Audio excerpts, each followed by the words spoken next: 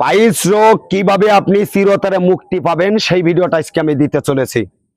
ইনশাল্লাহ আমি এই পাইলস রোগের যে ঔষধগুলো বড়িগুলো তৈরি করি যে গাছ দিয়ে, অনেকে আমাকে কমেন্ট করেছেন এবং ফোন করেছেন, ভাই একটা পাইলস রোগের জন্য মুক্তি পাওয়া যায়, অশ্ব গ্যাস রোগ, রক্ত পড়ে, কষানি এবং আপনার কোষ্ঠকাঠিন্য, এর জন্য একটা ভিডিও আপনি দেন ভাই।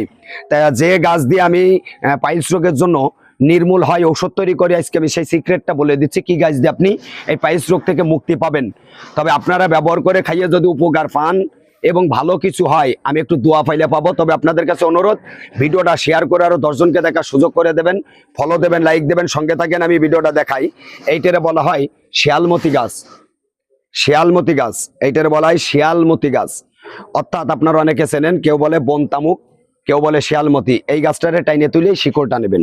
এই শিকড় ভালো করে কসলায় ধোবেন, যেন কাদা ময়লা না থাকে। ধুয়ে এই 5টা গাছ তুলবেন, এরম 5টা শিয়ালমতির গাছ তুলে 5টা গাছের শিকড় নেবেন। এইভাবে সমপরিমাণ ডালিমের পাতা নেবেন, এইভাবে ছিঁড়ে এরম ডালিমের পাতা নেবেন, নিয়ে তার সাথে একসাথে বেটে পিষে রস করে বাসি পেটে মাত্র 5 দিন খাবেন। অনলি 5 দিন খাবেন। 5 দিনের ভিতর কোষ্ঠকাঠিন্য, পাইলস রোগ একেবারে চিরতরে মুক্তি পেয়ে যাবেন ইনশাল্লাহ। ভিডিওটা শেয়ার করে দেবেন। নতুন নতুন ভিডিও পেতে আপনাদেরকে দিব। আমি এই ধারায় কিন্তু বড়ি তৈরি করি পাইলস রোগের জন্য এবং আমি সমাধান দিয়ে থাকি। আল্লাহ হাফেজ, ভালো থাকবেন, ভিডিওটা শেয়ার করে দেবেন।